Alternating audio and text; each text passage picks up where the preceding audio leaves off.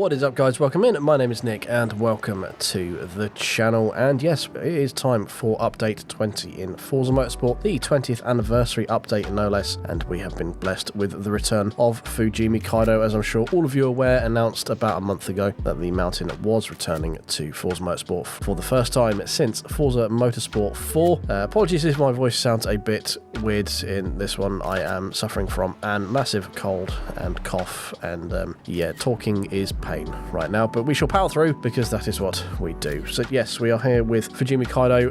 I have been bestowed with many a picture of this absolutely glorious remake of this track, which you will be showered upon right now as I babble over this B-roll footage, so I hope you enjoy that. Yes, it looks phenomenal, but by the time I'm recording this, the update has technically already dropped. Apologies, this illness has stopped me from getting this out in time for embargo lift, but you know, better late than never, as they always say. So yeah, here we are, and yeah, more than just the Fujimi Kaido update, we have a number of other things going along with it, few of which have already been announced as well. We've got some updates to the Drivatar AI, which was posted in a blog previously before the launch, which I shall link in the description down below if you have not seen that already. Now, I'm sure the second part you care the most about are what cars are we getting in this update, and it's pretty much what you would expect a 20th anniversary update to be. We are getting every single one of the previous cover cars returning to Forza Motorsport, so that is the 2005 Honda /Acura NSX, the 2003 Fairlady Z if you're across the other side of the Atlantic, for everyone else the 350Z. We've got the 2010 Audi R8, the Ferrari 458, McLaren P1, 2017 Ford GT, and the 2018 Porsche 911 GT2 RS. Yes, so a lot of those fan favourite cars returning. Quite excited to see the 458 Italian, I'm not gonna lie. But yes, we've got obviously been a 20th anniversary update. It's pretty logical to get all of the cover cars back in for this one, I think, so that's pretty good. I'm looking forward to those. Alongside the cars, there have been a number of main updates to the actual gameplay. So car proximity radar is now enabled by default in featured multiplayer. Thank the ever-loving Christ above for that one. Thank you very much. It's only taken about a year for that to become an opt-out rather than opt-in. So yes, you can still turn it off if you wish, but it will be there by default. So hopefully we won't get so many people crowding the Apex now. At least we know that we won't have to give them as many excuses.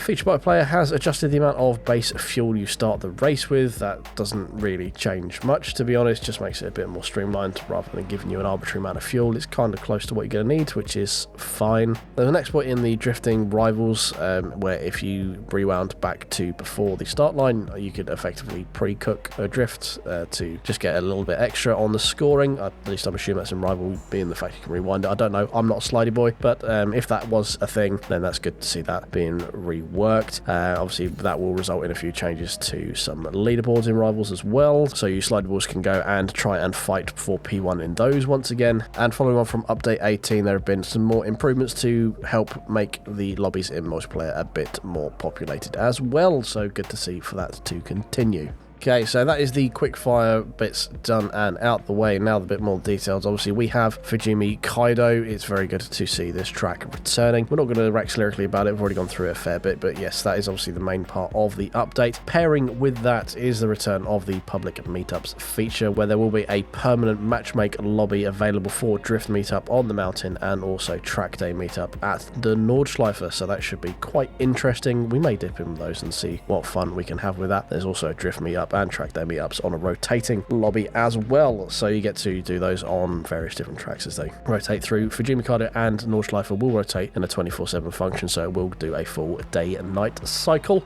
And I believe it has changeable weather as well. So for all my wheel users, there have been some updates to wheel usage. So we now have the adjustment in steering lock, which is apparently going to adjust itself car to car now, so you don't need to go and adjust the steering lock range feature in the tuning setups, but that will mean that obviously they've all been reset along with steering sensitivity in the settings, so it may take you a little minute just to get things back to the way they were. But yes, the lock to lock should be correct per car now rather than on a fixed scaling between all cars. So yeah, that should be good. I don't really know if it's going to have much impact, but I still find they're quite sort of numb on center, to be honest. But we will see what happens when we get on track with those with the wheel. Obviously, we are a 100% wheel user for this sort of stuff, so we'll see if we see any major changes to that. It should be quite interesting. Okay, so obviously with the update comes a whole new host of single player showcase series. So these will rotate through to basically hark back to Forzas of yesteryear, so you'll be doing things in the cover cars in each of them. I'm not going to go through them in full detail. I will give a list to the patch notes below where you can go through and read all those because they are quite long and tedious. But yeah, basically you're going to be doing things that evoke the old Forza games in the old cover cars for those Forza games, if you see what I mean. And by completing all those, you will unlock the new to Forza Motorsport 2022 Acura/Honda NSX Type S. So that is the facelifted version compared to the one that we have in the game right now. So could be interesting, could be a bit tasty. There is a video playing currently of that car. It looks pretty nice, to be fair. We have your usual rotations of Spotlight discount cars. Spoilers, they are basically all of the cover cars for Forza Motorsport of yesteryear, so that's those. We have your normal rotation of the multiplayer spec series. A couple to note here, we do have a Ferrari Challenge specific multiplayer lobby and then a Lamborghini Super Trofeo spec series. So as those cars were removed from the GT Hopper into a one-make race to better reflect their IRL usage, we're getting that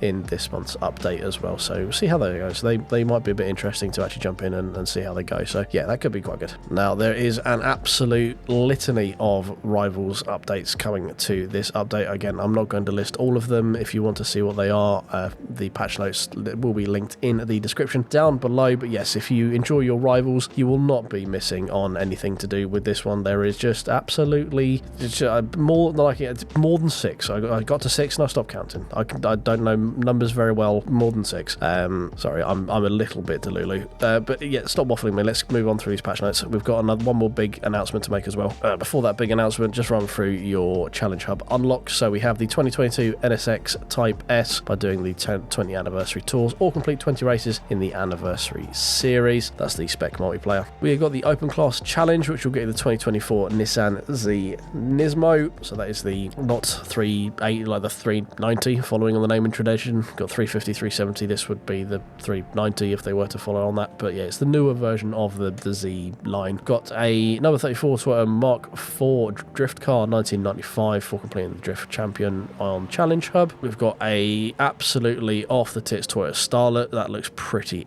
cool. Nice little time attack 2G type thing there, which you get by completing 3 laps of Fujimi Kaido 2G rival event, so that should be interesting. You've got race suits for each one of the previous Forza Motorsport single player challenge series where that comes out, so they're all sort of designed and inspired by Forza Motorsports of yesteryear. And the only other one really there is a special livery for the Forza Motorsport 2 Nissan 350Z/Fel 80Z, depending on your vernacular, by completing 5 rivals in Jump Ahead on Road Atlanta rival event. Now, as I said, we have one more announcement. Not content with just releasing a massive update in terms of Fujimi Kaido and loads of cars and the self-quoted largest update they have ever done to the current Forza Motorsport, we have a new car pack.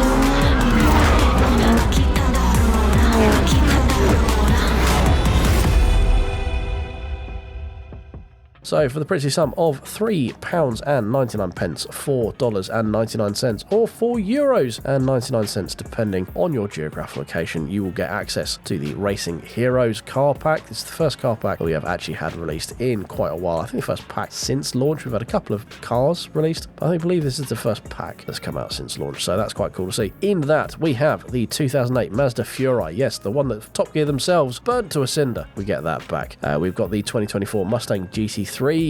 no reference to Dark Horse, but it's the one you think it is. It's the current GT3 race car. We have the Nissan Silvia Spec R Formula Drift from 2001, the Toyota Mark II with the 1JZ engine, and the Tomato, yes, the Tommaso 1984 Pantera GT5, complete with Countach Wang, will be making its way into Forza Motorsport. You should have had a brief look at all of those on the screen now, but that is it. Thank you very much for bearing with me and my horrific illness. Apologies, I sound like a bag of gravel being thrown through a cement mixer, but yes, if you've enjoyed this, do please click the like button, subscribe for more videos in the future, and I will catch you in the next one.